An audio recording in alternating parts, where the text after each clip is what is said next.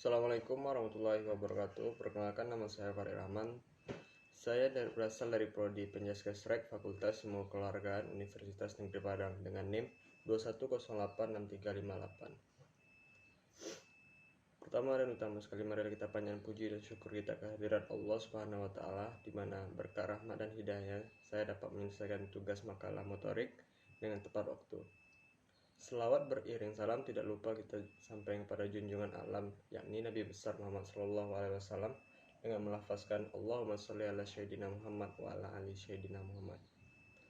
Baik, di sini saya akan memaparkan makalah yang saya buat tentang stres dan contoh pengambilan serta prestasi.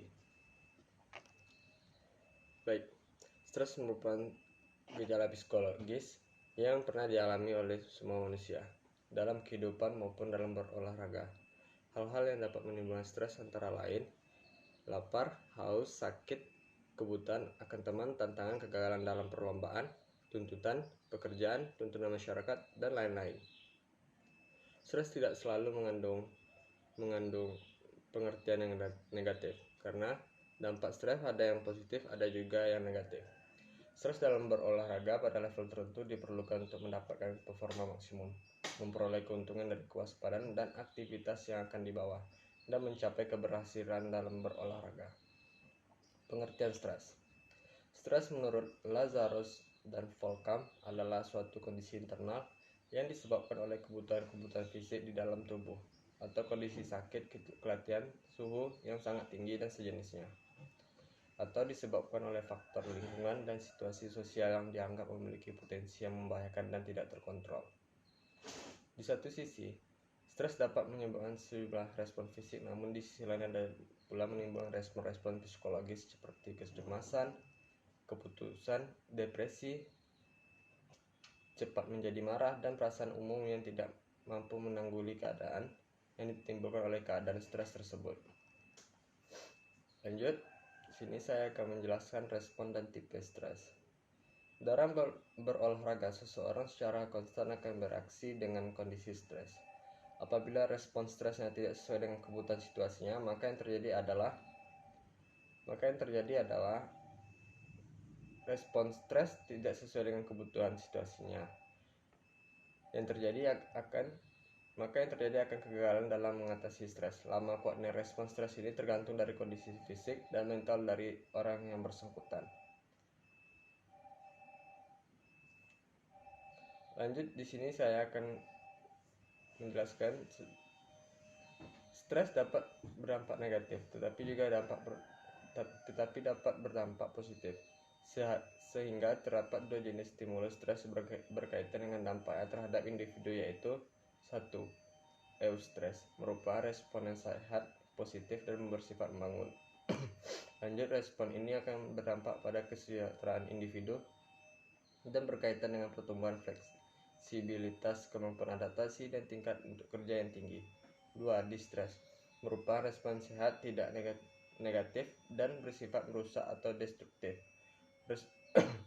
Respon ini menimbulkan dampak yang merugikan bagi individu dan dalam aktivitasnya. Lanjut, toleransi terhadap stres. Toleransi terhadap stres dapat diartikan sebagai tingkat dan waktu stres yang dapat ditoleransi tanpa menjadi irasional dan disintegrasi. Toleransi terhadap tanda-tanda stres biasanya berasal dari pengalaman dan keahlian pada aktivitas tertentu. Dengan cara yang sama, banyak atlet yang berlomba dengan tekanan yang besar, seperti saat berlomba dengan lawan yang sama kuatnya. Atlet belajar untuk tampil prima di bawah tekanan, karena memiliki tekanan yang banyak untuk menuntut banyak keahlian. Dengan kata lain, mengalami stres yang berulang-ulang membuat atlet menjadi kebal, dan kondisi seperti ini sangat diperlukan dalam lingkungan yang bersifat kompetitif. Toleransi terhadap stres adalah hasil dari pembahasan motif individu atau pencapaian tujuan yang seringkali timbul karena usaha atau keinginan dihalangi dan belum berhasil dicapai, seperti pada atlet berusaha memenangkan suatu perlombaan. Stres dapat juga timbul karena tidak mencapai tujuan yang diinginkan. Stres secara mendalam berhubungan dengan masing-masing individu dan bervariasi di dalamnya. Sumber dan penyebab stres serta pengambilan keputusan serta prestasi. Seperti sudah dikemukakan sebelumnya bahwa stres dapat bersumber dari dalam individu maupun dari luar individu. Sumber stres dari dalam individu dapat berupa satu, atlet sangat mengandalkan kemampuan teknisnya. Apabila atlet hanya mengandalkan kemampuan teknisnya, akan mengalami kesulitan, sehingga sewaktu menghadapi situasi perlombaan yang kurang menguntungkan, misalnya menghadapi lawan yang ulet dan cermat. 2. Atlet merasa bermain baik sekali atau sebaliknya. Apabila dalam diri atlet ada perasaan seperti ini, akan memberikan beban mental pada dirinya. 3. Adanya pikiran negatif yang dicemooh atau dimarahi. Apabila ada perasaan seperti ini, akan ada perasaan yang menekan dan menimbulkan frustasi yang mengganggu penampilannya. Lanjut, sedangkan sumber ketegangan dari luar individu berupa yang pertama rangsangan yang membingungkan.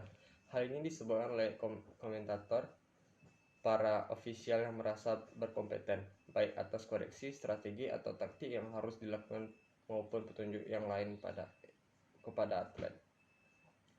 Yang kedua yaitu ada pengaruh massa atau penonton. Hal ini dapat berpengaruh positif maupun berpengaruh negatif. Misalnya berupa cemoohan terhadap atlet atau suatu bentuk motivasi yang dapat membangkitkan semangat atau rasa percaya diri. Petri mengemukakan bahwa adanya penonton dapat berpengaruh positif atau negatif. Apabila atlet yakin akan hasilnya, maka adanya penonton akan berpengaruh positif. Itu saja yang dapat saya sampaikan dari makalah tentang stres yang saya buat. Mohon maaf apabila ada kekurangan. Saya akhiri dengan wabillahi taufiq wal hidayah. Wassalamualaikum warahmatullahi wabarakatuh.